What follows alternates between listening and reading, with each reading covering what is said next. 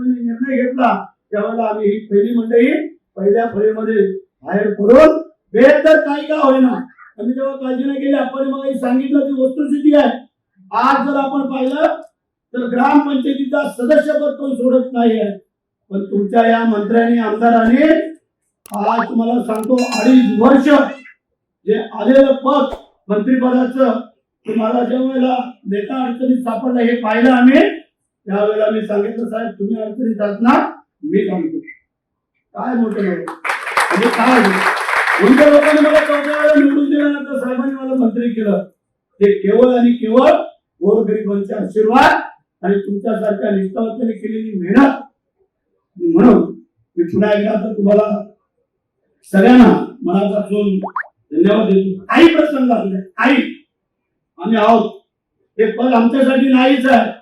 आम्ही नेहमी सांगत आलेलो आहे माणूस किती मोठा हो आमदार हो खासदार हो मंत्री हो संत्री हो तरी जमिनीवर चालायचो. जो हवेत चालला त्याचा जय महाराष्ट्र झाला. आम्ही जमिनीवर चालणारे कार्यकर्ते आहोत म्हणून आपल्याला 3 वेळा किंवा 4 वेळा निवडून दिलं. बरेचसे लोकांनी देव पाण्यात म्हणून ठेवले होते आप्पा खासदार होऊ नये आणि बरेचसे आमदार होऊ पण तसं काय झालं नाही. आता परवा थोडी निर्मिती केली काही लोकांनी त्याने असं तर टॉयलेट असं टाकलं असा टॉयलेट हॉटेलमधले वेटर लोक विचारले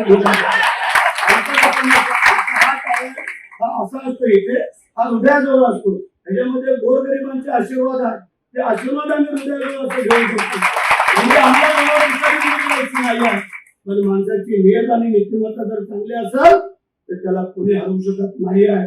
म्हणजे बरेचसे त्यांनी प्रयत्न केले इकडं आमच्या पूर्वेला पाडण्यासाठी इकडं आमच्या दळवीला पाडण्यासाठी आणि भरेशेडला का तर पालकमंत्री पद आपल्या पोरीला पाहिजे म्हणजे इथंच कारण इथंच बघा एका रात्रीमध्ये त्याला ब्रेक देण्याचं काम आपल्या शिंदे साहेबांनी केलं.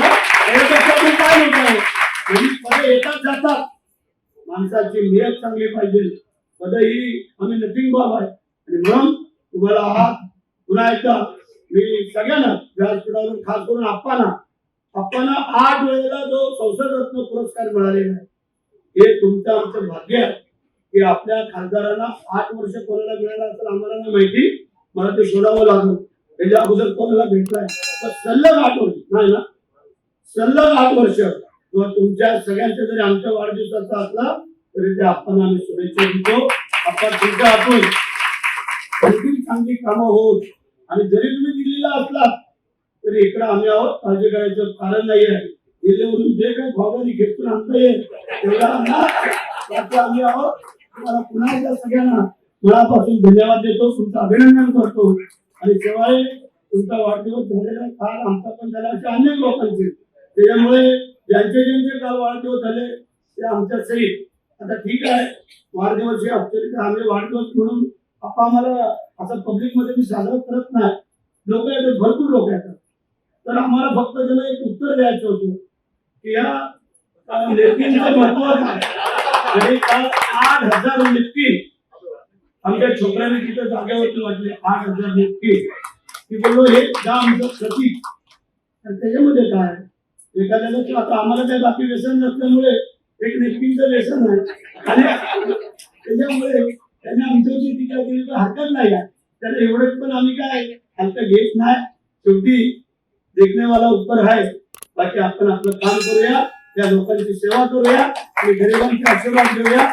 जय हिंद जय महाराष्ट्र.